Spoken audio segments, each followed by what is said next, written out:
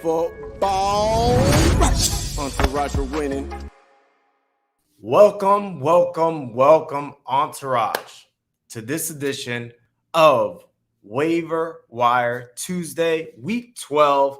And what a Week 11 it was. Besides last night's game, what a clunker that was. But Tom Brady looking like Lamar Jackson. That was kind of interesting. Daniel Jones, on the other hand, he's looking like Ryan Leaf. But anyway, we're not here to talk about last night. We're here to talk about who to pick up to keep the momentum for your teams, right? Because we've been crushing these waivers. I mean, most of these guys, especially if you're in my private group or have my premium content, they should already be on your squads because that's the full list. We've been looking at these players weeks ago. And in the case of some players, we even drafted them. Wink, wink. So yeah, let's get into it, guys. All right. And if you care to give a like, give a thumbs up, a comment, a sub, because you don't want to miss this stuff. You don't want to miss this. Did you see who went off this past weekend? It was our guys, Terry McLaurin, DJ Moore, Nick Chubb, Jonathan Taylor, got him in every league but one. Jalen Hurts, #1 quarterback. Cooper Kupp's on a bye, but these are our guys. And crushing it. Proud of you guys. I know you're happy. I'm happy. Let's get into our #1 waiver, guys. Guys, you know, there's a reason I was in love with Elijah Moore. Like, there was a reason. There was a reason I was mentioning him to my face turned blue. And I hope you saw that reason this past weekend. Because, guys, I was trying to come up with a player to describe him. And I was having such a hard time because one play he looks like Justin Jefferson. Another play he looks like CeeDee Lamb. Another play he looks like Tyreek. I mean, the guy, how do I describe him? Sure-handed. Can catch everything. I mean, his radius was like CeeDee Lamb. And he's only like 5'11". Explosiveness, sub 4.4 speed. They're using him on screens. They're using him on slants. They're using him on deep balls. I mean, this kid looks amazing. Like, he's for sure a wide receiver 2 moving forward with wide receiver 1 upside, as we saw this past week. He's the wide receiver #1 since week 8. And somehow, some way, I know none of you guys, that's why you're probably like, okay, Rapper, I've been had Elijah Moore. I drafted him, or I got him a couple weeks ago, whatever the case may be. But he's still there, so I got to mention him for you newbies that are on the channel. Everybody on Entourage should have Elijah Moore as much as I've mentioned him, especially since if you didn't draft him, probably teams got tired of waiting and dropped him. But Elijah Moore is everything and a bag of chips. That's what I got to say about that. If he's available, pick him up. All right. Actually, there's a couple of receivers I like. Another receiver that just so happens to play in the same city as Elijah Moore, Kadarius Toney.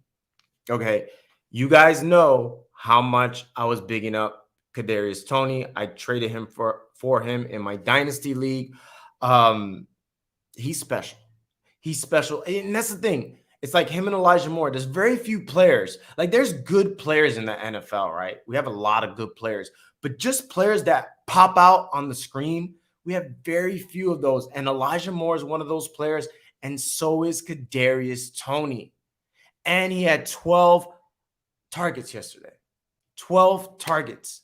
Love to see it. There's a real opening in that offense for Toney because Galladay had 2 targets. Sterling Shepard doing his usual disappearing act and is injured, right? And I think I saw a quote this morning. Joe Judge said he's going to review everything.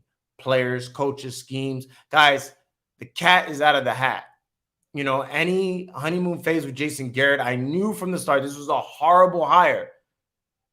I mean, I think most people realize, like, you're hiring Jason Garrett, the laughing stock of the NFC East. They chose to hire him as their offensive coordinator. We knew this wasn't going to work. So I think now Joe Judge realizes if he don't get Garrett out of there, that's his ass. And he still might not survive. So it wouldn't surprise me if if Judge fires Jason Garrett and maybe the Giants, even though they got nothing to play for, they start looking a little better with a new offensive coordinator, somebody that's a little more creative, because Kadarius Toney is that type of receiver like Elijah Moore that you could use a lot of different ways in the screen, in the short pass, in the deep pass. He is, just so dynamic. He's kind of like a Jerry Jeudy, very, very dynamic with the football in his hand. So hopefully we can find some creativity, but definitely somebody worth picking up if he's available in your league. Okay. And then again, this is not going to surprise you guys. We're just always early. Van Jefferson. Yeah, Van Jefferson. His targets the last few weeks is like 7, 6, 7, 7. So he's averaging basically 7 targets. I know they brought in OBJ, but OBJ, he's shown glimpses, but I'm not 110% sure OBJ is going to be the wide receiver 2 for that team. We know Kupp's role is solidified, right? But, Matt Stafford's been throwing to Van Jefferson a lot longer. They seem to have good chemistry. He's a very good receiver himself. But even now, if you ask me which receiver is better, which has a better chance, yes, OBJ. I get it. I'm not saying Van Jefferson is better than OBJ, but I'm saying there is a possibility it could happen, okay? There's another possibility that OBJ could get injured, which he does often. A lesser possibility that Cooper Kupp gets injured, but that's also a possibility. So there's a lot of different possibilities where, he could elevate to a more to an increased role.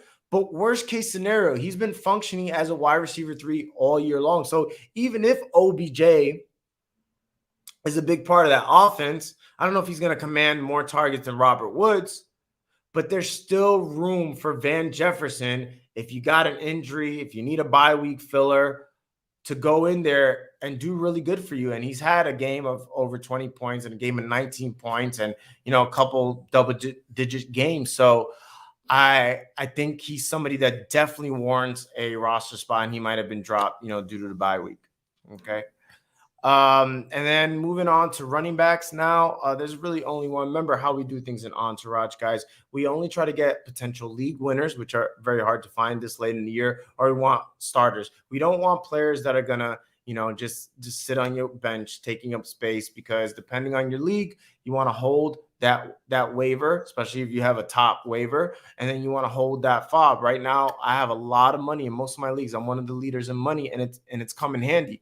Because now if I need a position, like I'm going to need in one of my leagues, I'm going to need a tight end, I can afford to get that tight end and maybe even overpay a little bit because I have enough money to do so. A lot of people blow their load early, and I never recommend that unless the player is like really, really, really, really, really special.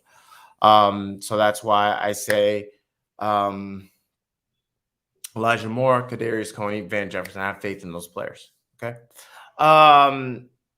Moving on to the running backs, though, Ty Johnson. Ty Johnson is the only one, and only because Michael Carter. I knew I lost my train of thought. Only because Michael Carter is injured right now, so the ball's got to go somewhere, type of deal. But also because he faces Houston, and believe it or not, it's weird, but he's actually looked pretty good. I went back and looked. I didn't know this myself. I think he went through a span of about 4 or 5 games where he had double-digit points. So that was pretty impressive, and that was with Michael Carter, obviously. Let's see if he gets an increased role. I have no faith in Tevin Coleman. I do think Tevin Coleman will have a role just because I don't see Ty Johnson as a full 3-down back. Doesn't look like the Jets want to use their backs that way anyway. So, but against Houston with Carter out, he could catch the football too. So you do like that. I think a couple targets, couple receptions with some rushing yards, possibly even a touchdown. It is Houston, by the way. I do believe then Ty Johnson is worth a pickup. All right. So that's my running back. And then last but not least, Logan Thomas. He's been out for a while, but it looks like they're going to take him off the IR this week.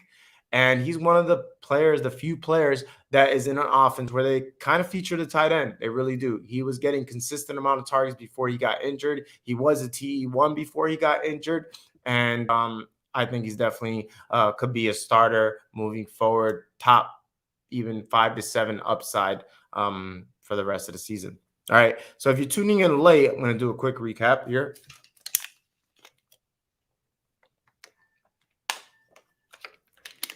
I tell you, I'm only going to include players that are potential starters, potential league winners, which I don't think, well, Elijah Moore could definitely be a league winner, and even to a lesser, just a little lesser extent, depending on what the Giants do at their offensive coordinator position, if they get rid of Garrett or not. I think sometimes when you bring in new coaches, it can spark players, right? So yeah. All the players is just a quick recap. Elijah Moore, Kadarius Toney, Van Jefferson, Ty Johnson, Logan Thomas, with, like I said, Elijah Moore and Kadarius Toney being potential league winners. All right, guys. Do you have any questions for me? I know it's in the middle of the day here, or actually, depending where you are, it could be morning.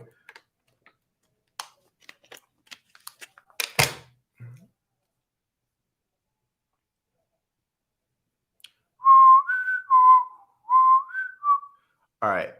Going once, going twice. Keep crushing it, Entourage. Love y'all. Peace.